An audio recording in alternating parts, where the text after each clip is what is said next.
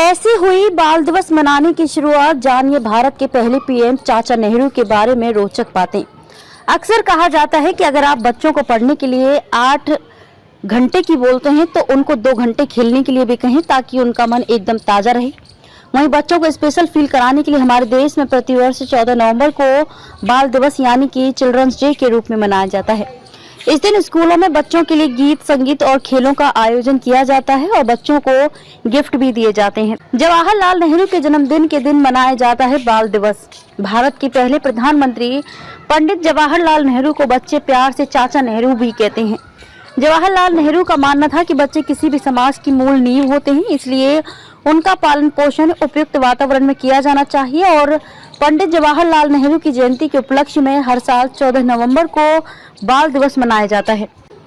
संसद से प्रस्ताव पारित कर 14 नवंबर को बाल दिवस मनाने का फैसला लिया गया। पंडित जवाहरलाल नेहरू का 27 मई 1964 को निधन हो गया। उसी वर्ष उनके जन्म दिवस 14 नवंबर को बाल दिवस के रूप में मनाए जाने का फैसला किया गया।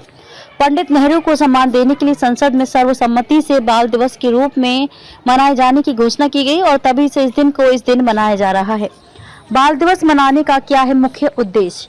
पंडित नेहरू के अनुसार बच्चे ही हमारे समाज का आधार हैं, इसलिए इस दिन को बच्चों के अधिकारों, उनकी देखभाल करने और उनको अच्छी शिक्षा देने के साथ ही लोगों को इस बारे में जानकारी देना ही इसका मुख्य उद्देश्य है।